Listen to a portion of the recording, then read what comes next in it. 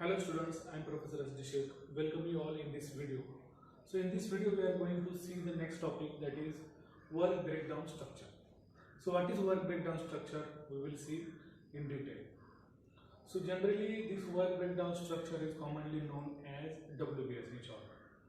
So what is definition of work breakdown structure? So in this system you have to first identify the major projects. Okay, so after identifying the major projects, you have to split whole project into different parts. Okay, so with regards to this, let us see the definition first. The process of breaking the project into easily identifiable major systems. First you have to identify the major systems, then their subsystems, then split into their subsystems, and after splitting into subsystems, lastly and their separate activities. Firstly major systems, then their subsystems, and then lastly their activities. The whole process is called as work breakdown structure, that is WBS. Okay, so in this process the major project is first identified, okay, and then split into systems, subsystems, their components, and lastly their elements. So this is a basic definition or basic concept of WBS. Okay, so you can understand this identifiable project system, or we can say the WBS system with the help of this tree diagram. Okay, so in this it is mentioned that firstly identifiable projects or identified projects. Okay, so these identified projects are split into their different systems. After splitting into systems, their subsystems. After system, their components, and lastly their elements. Okay, so this is a concept of WBS. Okay, so with the help of example, I will explain you what is meant by WBS.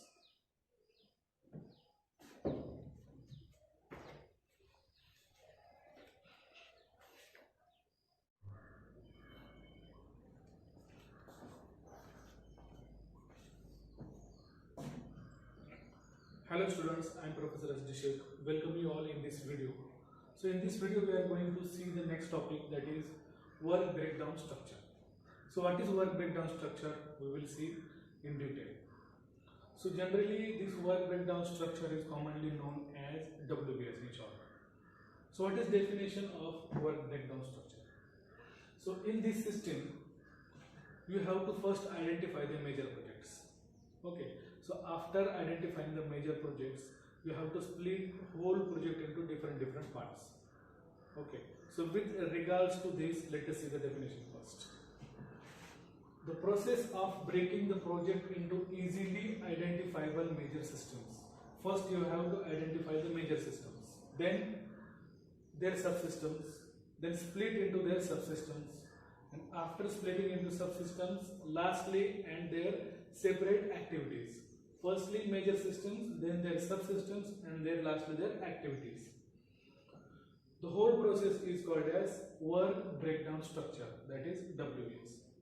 Okay, so in this process the major project is first identified, okay, and then split into systems, subsystems, their components, and lastly their elements. So this is a basic definition or basic concept of WBS. Okay, so you can understand this identifiable project system, or we can say the WBS system with the help of this tree diagram. Okay, so in this it is mentioned that firstly identifiable projects or identified projects. Okay, so these identified projects are split into their different systems. After splitting into systems, their subsystems. After system, their components, and lastly their elements. Okay, so this is a concept of WBS. Okay, so with the help of example, I will explain you what is meant by WBS.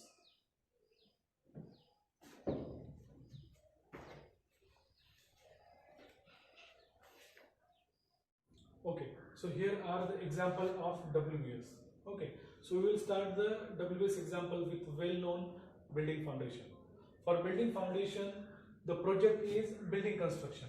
Okay, so under building construction there are systems, subsystem, and activities. So system is building foundation. Okay, project is building construction, and building construction is split into various systems like building foundation, then plinth filling, brickwork, RCC structure, slab casting, plastering, etc.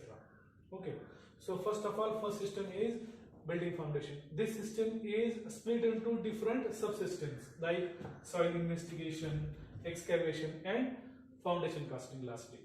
Okay, so let us start with the first subsystem, soil investigation. Okay, so subsystem soil investigation is again split into two their components like load bearing capacity and water absorption property. Okay, so in soil investigation process, it is necessary to find out first load bearing capacity of that particular soil where building is going to construct, and second property of soil, that is water absorption property. Okay, so these are necessary tests. Okay, depending upon the result of these tests, so how much load soil can carry, what is in rainy season, what is the water absorption property, then what should be the ill effect of water absorption on the foundation itself. So these are the main concerns regarding the soil investigation. Okay, so after completion of soil investigation, excavation will immediately start.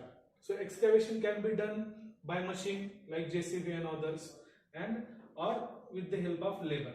Okay, so even if you use machines for excavation, then also there is requirement of little bit labor, some labor, because machine cannot dig excavated trench or excavation of footing trench into the correct size. Okay, for making them correct, it is necessary to allocate some labors also.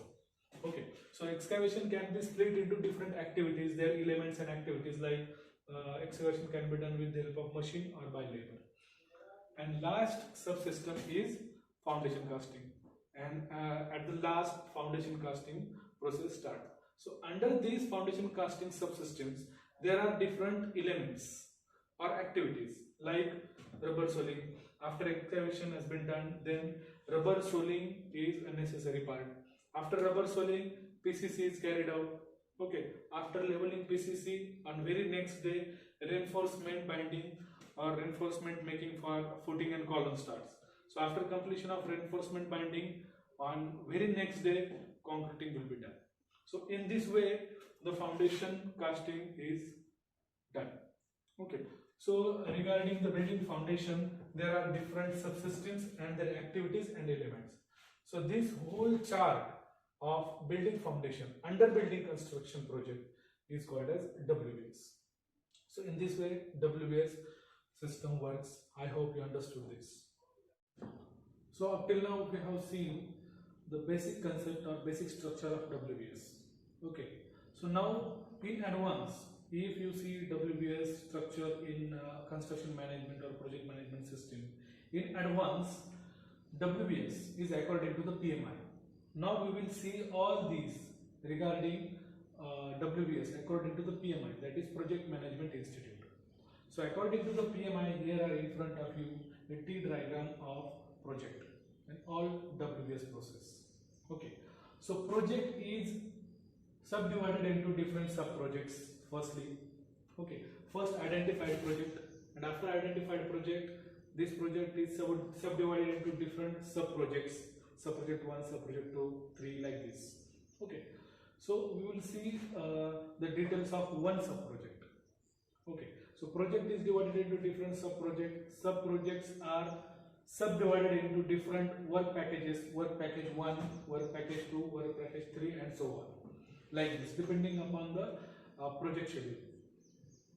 Now work package is also subdivided or split into different parts, like this: task 1, task 2, task 3, and so on. Okay, after this, task is also subdivided into different activities, like activity 1, activity 2, and so on. Okay, so as far as this whole tree diagram is concerned, and projects, sub-projects, work package, task, and activities are concerned, there are one concern or criteria. So project is generally known as tier 1 structure. This may take several years or couple of years to complete. Okay, so project is tier 1, it will take years to complete. Sub projects are tier 2. So sub projects needs some couple of months or several months or maybe year to complete. Okay, Okay. Now work package 1, 2, 3. So work package is generally treated as tier 3. Okay. So this tier 3 work package will take several weeks or maybe months to complete. So it is called as tier 3 activity or tier 3 structure. After work package, there are different tasks. So their task is also considered as tier 4. Task may take couple of months or several weeks to complete. Okay, so maybe up to 4 weeks. Okay, tier 4, this is a task which needs some week, couple of week, maybe up to the month. Okay, up to 4 weeks. So tier 4 activity. And lastly, activity 1, activity 2. This is treated as tier 1 structure, and activity will take some days, couple of days, several days, or maybe a week to complete. Okay, so whole structure is consists of total tier 5 structure.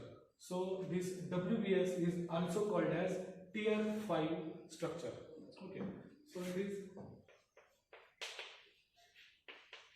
tier 5 structure.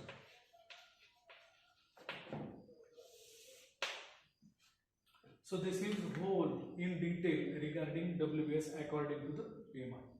Hope you understood all these concepts. Thank you for watching. Now let's take example of WBS system. As previously explained, WBS system according to the PMI. The example of the same is in front of you. Let's take example of building construction. So building construction is identified project.